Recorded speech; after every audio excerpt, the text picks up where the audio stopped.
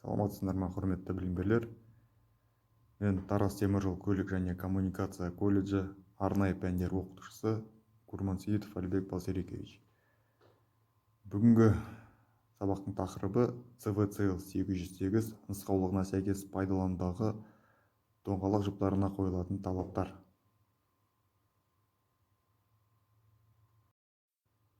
Сабақтың мақсаты: CVCL 808 нұсқаулығына сәйкес пайдаланудағы доңғалақ жұптарына қойылатын талаптар туралы түсіндіру. Сабақтың жоспары: біріншісі, CVCL 808 нұсқаулығына сәйкес пайдаланудағы доңғалақ жұптарына қойылатын талаптар. Екіншісі, жалын ақаулықтары туралы түсінік. Үшінші, жүрістік желеулердің өлшемдері туралы түсінік. Төртінші, құрсаудың ақаулықтары туралы түсінік.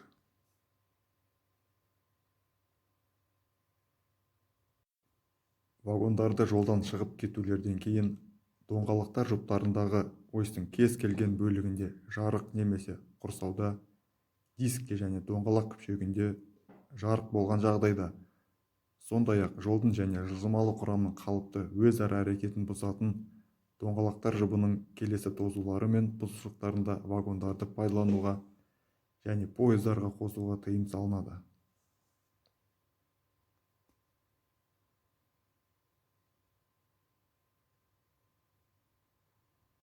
Тұтас домалатылған доңғалақтардағы тозулар мен ақаулықтар. Бұл бір қалыпты немесе домалау шеңбері бойынша бір қалыпты емес жүрістік желіну, металдың шеңберлік балқымасы, сақина өнімдер, қалыңдығы бойынша жалдың шамадан артық тозуы, оның тіктесілуі немесе үшкірішті қабат, қалыңдығы және ені бойынша құрсаудың шек бермейтін тозуы, сырғақ, пісірме, сынықшалар, құрсаудың жергілікті кеңеюі, құрсаудың сыртқы қырының беткі сынуы, шеңберлік балқымасының сынуы, бойлық жарықтар қабаттарының ажырауы, металл емес қосылыстар, осьтегі доңғалақтың күпшегінің босауы немесе жылжуы.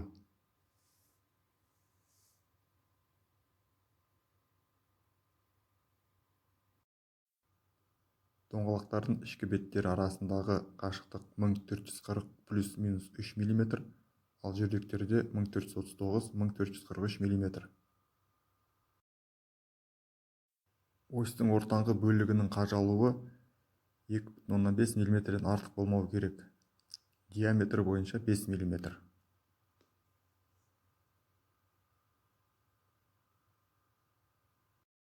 Рельстерге үйкеліс салдарынан дөңгелектің сырғанау бетінің табиғи тозуы 120 км/сағ дейінгі жылдамдық кезінде доңғалақтың ішкі қырынан 70 мм қашықтықта өлшенген жүрістік желіну 7 мм-ден астам, 18 мм биіктікте өлшенген жалдың қалыңдығы 33 мм-ден астам немесе 25 мм-ден кем, жылдамдығы 120-дан 140 км/сағ дейін болғанда жүрістік желіну 5 мм-ден астам, жалдың қалыңдығы 33 мм-ден астам немесе 28 мм-ден кем.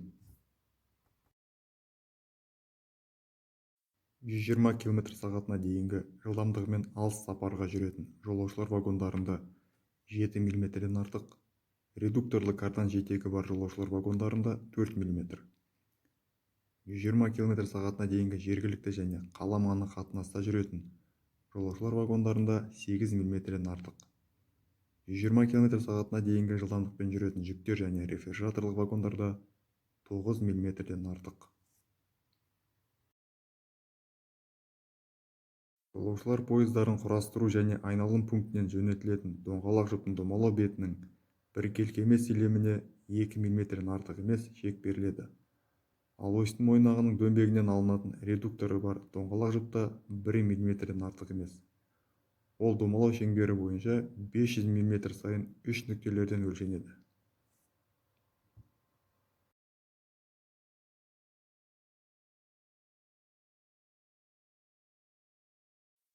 Доңғалақтың құрсауының жергілікті кеңейтілуі 5 мм-ден артық.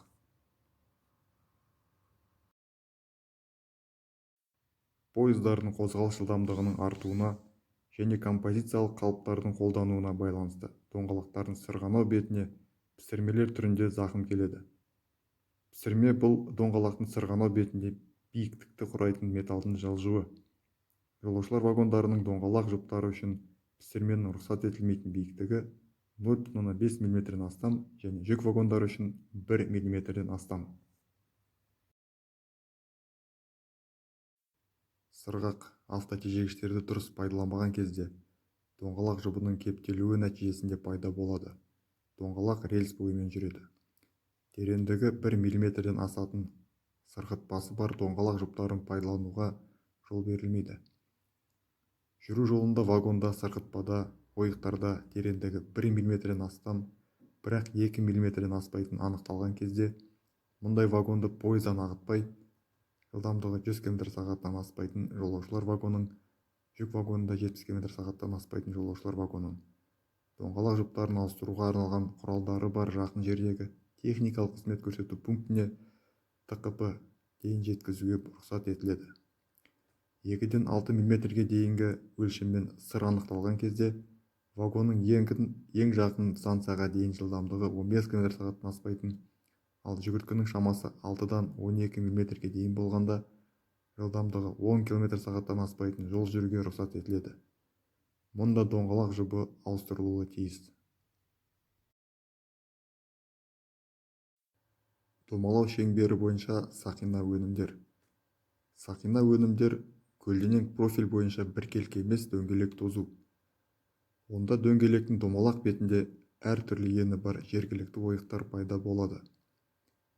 Жалдың жанындағы 1,20 еңістіктегі аш тереңдігі 1 мм аспайтын және ені Б және Б1 15 мм аспайтын, 1,7 еңістігіндегі H1 тереңдігі 2 мм аспайтын сақиналы жеңулердің болуына жол берілмейді. Жалдың қалыңдығы. Қозғалыс жылдамдығы 120 км/сағ дейін болғанда, жалдың ұшынан 18 мм қашықтықта өлшеу кезінде жалдың қалыңдығы 33 мм артық немесе 25 мм кем. Мемлекет аралық қатынастағы жүк вагондары үшін жалдың жоғарғы жағынан 18 мм қашықтықта өлшеу кезінде жалдың қалыңдығы 33 мм астам немесе 24 мм кем.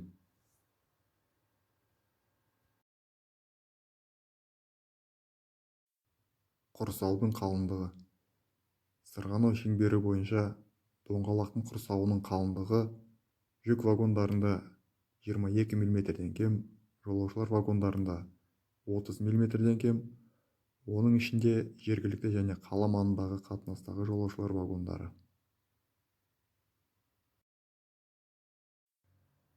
Құрсаудың тік кесіндісі. Жалдың тік кесілуі оның тозуына байланысты жалдың геометриялық пішінінің бұзылуынан туындаған ақаулық. Жалдың қауіпті тік кесілуін анықтау үшін арнайы ВПГ шаблоны немесе абсолютті шаблон қолданылады. Егер абсолютті шаблонның тік қыры жотаның нақты қалыңдығына қарамастан 18 мм биіктікте жотаның кесілген бетімен жанасатын болса, доңғалақ жұбы вагон астына жіберілмейді.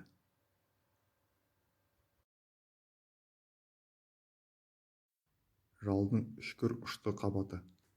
Үшкір ұшты қабаты шошақ жал металының биік жағына қарай сыртқы қабаттарының пластикалық өзгеруінің нәтижесінде пайда болған. Дөңгелектердің кез келгенінде жалдың үшкір ұшты қабаты бар доңғалақ жұптарын пайдалануға жол берілмейді. Өйткені бұл жалдың бағыттамалы бұрманың үшкіріне жүгіріп өтуінен вагонның шығып кетуіне әкелуі мүмкін.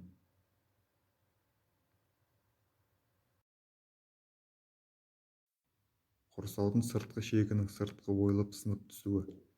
Тереңдігі доңғалақ радиусы бойынша 10 мм-ден көп домалақ балқыманың ойылып сынып түсетін жерін қоса алғанда, доңғалақ құрсауды сыртқы шегінің бетінің ойылып сынып түсуі немесе ойылып сынып түсетін жерінде құрсаудың қалған бөлігінің ені 20 мм-ден кем немесе металдың ішінде терең жайылатын ойылып сынып түсу мөлшеріне байланысы жоқ жарықтың болуы.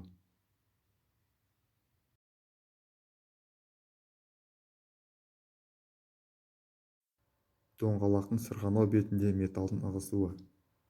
Сыртқы ойылып сынып түсу. Үгітілген жерлер. жүк вагондарының домалау бетінде тереңдігі 10 мм-ден артық немесе 50 мм-ден артық және жолаушылар вагондарында 25 мм-ден артық шек берілмейді. Тереңдігі 1 мм-ге дейін сыртқы ойылып сынып түсудің олардың ұзындығына байланысты брактамайды.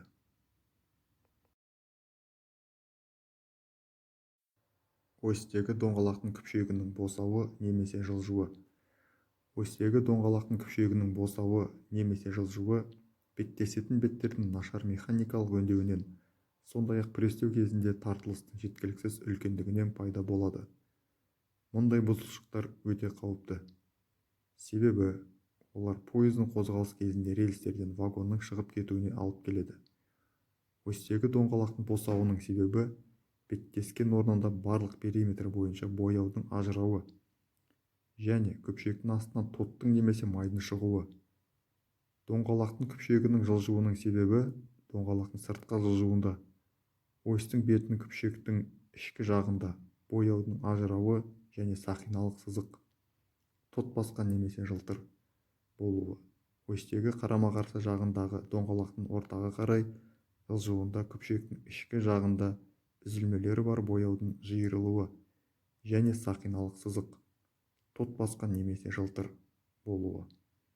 Бұл себептердің біреуі болған жағдайда доңғалақ жіпті дұрысымен ауыстыру қажет, ал ақаулы доңғалақ жіпті жөндеуге жібереді.